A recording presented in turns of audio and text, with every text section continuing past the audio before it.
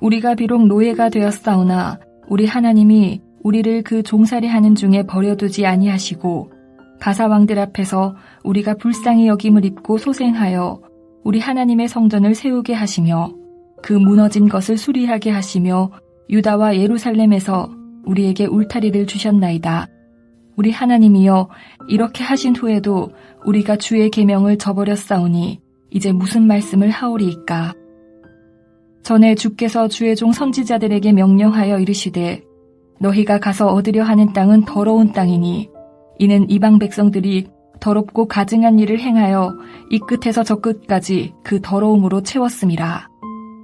그런즉 너희 여자들을 그들의 아들들에게 주지 말고 그들의 딸들을 너희 아들들을 위하여 데려오지 말며 그들을 위하여 평화와 행복을 영원히 구하지 말라. 그리하면 너희가 왕성하여 그 땅의 아름다운 것을 먹으며 그 땅을 자손에게 물려주어 영원한 유산으로 물려주게 되리라 하셨나이다. 우리의 악한 행실과 큰 죄로 말미암아 이 모든 일을 당하였사오나 우리 하나님이 우리 죄악보다 형벌을 가볍게 하시고 이만큼 백성을 남겨주셨사오니 우리가 어찌 다시 주의 계명을 거역하고 이 가증한 백성들과 통혼하오리이까. 그리하면 주께서 어찌 우리를 멸하시고 남아 피할 자가 없도록 진노하시지 아니하시리이까. 이스라엘의 하나님 여호와여, 주는 의로우시니 우리가 남아 피한 것이 오늘날과 같사옵거늘 도리어 주께 범죄하였사오니 이로 말미암아 주 앞에 한 사람도 감히 서지 못하겠나이다 하니라. 유다 백성들이 이방 여인들과 결혼한 것에 대하여 에스라는 죄악과 허물로 표현하며 이로 인해 부끄러움과 수치로 얼굴을 들지 못한다고 하면서 회개 기도를 시작하였습니다. 과거를 돌아볼 때 이스라엘은 조상 때부터 오늘날까지 죄가 심함으로 바벨론의 포로로 잡혀가는 부끄러움을 경험했습니다. 그러나 하나님의 은혜로 하나님은 얼마를 살려두셔서 다시 고국으로 돌아와서 정착할 수 있게 하였습니다. 또 하나님은 이스라엘이 종살이를 하는 중에 내버려 두시지 않고 페르시아 왕들로부터 불쌍히 여김과 사랑을 받고 살려주셔서 성전을 세우고 무너진 것을 수리하며 울타리가 되어주셨습니다. 이스라엘은 진노 중에라도 긍휼을 베푸시는 하나님의 은혜를 누린 것입니다. 은혜가 아니었다면 회복 자체가 불가능한 것이었습니다. 13절에서도 말하고 있는 것처럼 이스라엘은 악한 행실과 큰 죄를 저지른 자들입니다. 그런데 하나님은 죄악보다 작은 형벌을 내리셨고 백성을 남겨두신 것입니다. 하나님이 이스라엘의 죄악을 그 죄악대로 다 갚으셨다면 결코 그들은 살아남을 수 없었던 것입니다. 그런데 이런 이스라엘이 하나님의 은혜를 받았음에도 불구하고 이방인들과 혼합 결혼을 함으로 주의 계명을 저버렸습니다. 무슨 할 말이 있겠습니까? 하나님은 전에 분명히 주의 종 선지자들을 통하여 명령하셨습니다. 가나안 땅은 더러운 땅이고 이방 백성들은 더럽고 가증한 일을 행하는 자들이어서 온 땅이 더러움에 가득 찼습니다. 하나님은 이런 그들과 결혼하지 말며 그들을 위하여 평화와 행복을 구하지 말도록 경고하셨습니다. 이방인과의 결혼을 통해 그 땅에서 잘 살게 될 것이라는 생각은 아예 하지 말라는 것입니다. 그래서 이스라엘이 순종하면 하나님은 이스라엘은 강해지고 그 땅의 열매를 먹고 대대손손 그 땅을 물려주며 영원토록 살 수 있게 될 것이라고 말씀하셨습니다. 그런데도 유다 백성들은 이 하나님의 말씀을 듣고도 다시 같은 죄에 빠졌습니다. 에스라는 주께서 멸하시고 남아 피할 자가 없도록 진노하셔도 할 말이 없다고 말합니다. 끝으로 에스라는 이스라엘의 하나님 여호와는 의로우신 분이시지만 정작 그 백성인 이스라엘은 하나님의 은혜를 받아 살아남았음에도 불구하고 또 하나님께 범죄했기에 그 어느 누구도 하나님 앞에 감히 설 수 없는 죄인이라고 하면서 회개 기도를 마칩니다. 결국 에스라는 이런 유다 백성이 살 길은 오직 하나님의 자비하심과 용서에 있음을 간접적으로 고백하고 있습니다. 과거에 보여주신 하나님의 긍휼과 사랑을 베풀지 않는다면 그 어느 누구도 살아남을 수 없는 것이 지금의 유다 백성인 것입니다. 사랑하는 성도 여러분, 에스라는 이방인과의 결혼을 주의 계명을 저버리는 일로 간주합니다. 12절에서는 선지자를 통해 주신 명령이라고 말하고 있습니다. 그러므로 모든 귀환하는 이스라엘 백성들은 그 땅의 백성과 혼인해서는 안 된다고 말합니다. 에스라는 육체적으로, 혈통적으로 이방인과의 결혼을 금지하고 있는 것입니다.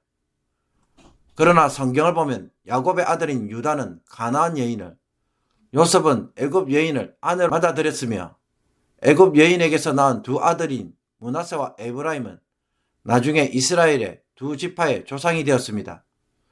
모압 여인 룻 역시 보아스와 결혼함으로 훗날 다윗의 조상이 되었습니다. 그렇다면 우리는 이것을 어떻게 보아야 할까요? 성경은 이방인일지라도 그가 하나님을 따르는 사람이면 하나님의 백성으로 받아들였습니다. 대표적인 사람이 룻입니다. 모압 여인이었지만 나오미에게 고백한 것처럼 나오미가 믿는 하나님을 자신의 하나님으로 고백하였습니다. 기생 라합 역시 여리고 출신이었지만 이스라엘의 하나님을 믿음으로 나중에 이스라엘 족속이 됩니다. 그러므로 중요한 것은 인종이나 혹은 혈통이 아니라 신앙입니다. 하나님께 돌아온 이방인이라고 한다면 그에게는 결혼이 허용되는 것입니다. 그러므로 에스라가 귀환 후에 이방 여인과의 결혼을 강하게 금지한 것은 이스라엘이 하나님의 백성이라는 정체성을 바로 세우기 위함입니다. 11절에서 이는 이방 백성들이 더럽고 가증한 일을 행하여 이 끝에서 저 끝까지 그 더러움으로 채웠음이라 라고 말하는 것처럼 이방인들처럼 살아가는 것을 막고자 요구한 것입니다. 이와 반대로 이방인은 아니지만 하나님을 떠나게 만드는 유대인 여성이라고 한다면 그 남자는 결혼을 해도 될까요? 그건 역시 허용되지 않을 것입니다.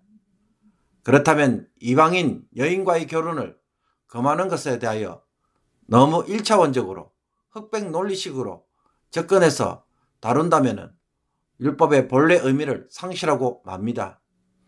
우리가 하나님의 말씀을 따라 사는 것을 해야 하는 것과 하지 말아야 할 것으로만 이해하는 것은 매우 위험하고 하나님의 뜻을 오해하게 만듭니다. 그래서 예수님은 산상수훈에서 옛 율법을 언급하면서 강조하신 것이 무엇입니까?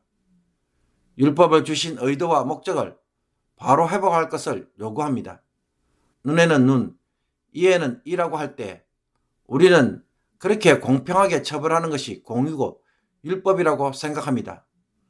그러나 예수님이 제시하는 새로운 율법은 악한 자를 대직하지 말라라고 합니다.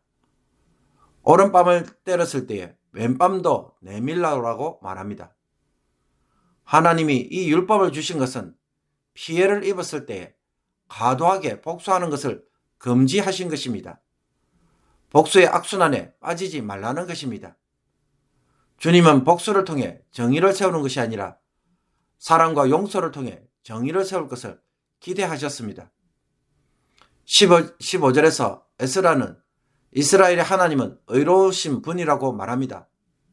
이에 반해 이스라엘은 주께 범죄함으로 주 앞에서 한 사람도 감히 서지 못하는 죄인이라고 말합니다. 그러면 어떻게 됩니까? 이스라엘 백성들은 모두 다 죽어야 합니다. 율법대로만 하면 살아남을 자가 아무도 없는 것입니다. 하나님이 용서와 은혜를 베푸시지 않는다면 이스라엘 백성은 결코 존재할 수가 없는 것입니다. 그러므로 율법을 묵상할 때마다 해야 하는 것과 하지 말아야 하는 것으로 문자 그대로 해석하는 것을 조심해야 합니다.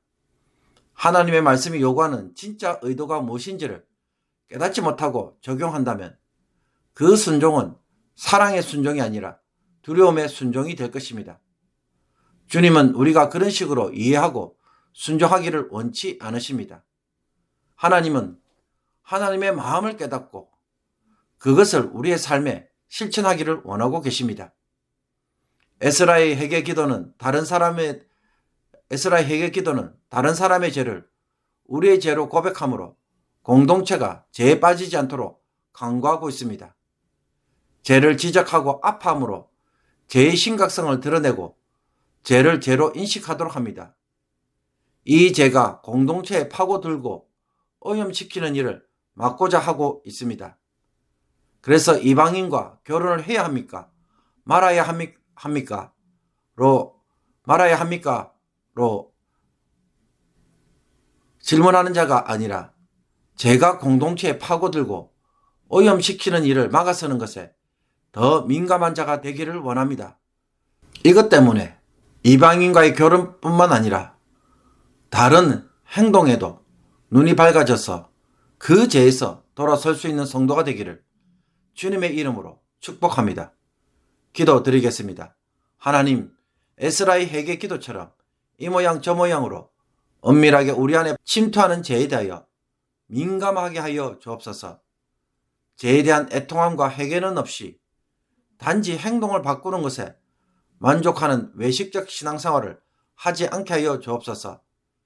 에스라처럼 겉옷과 속옷을 찢는 마음을 품게 하시며 죄를 폭로하고 아파함으로 죄 짓기를 멈추게 하는 자가 되게 하여 주옵소서.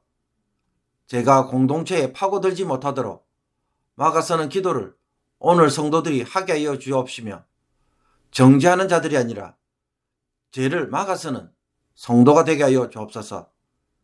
하나님은 우리를 회복시키기 위해 용서해 주셨는데 이 용서를 방종의 기회로 만들어버리고 여전히 죄 가운데 사는 저희들입니다.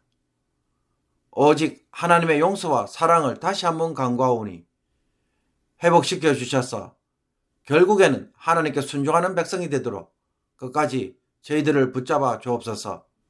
예수 그리스도의 이름으로 기도하옵나이다. 아멘.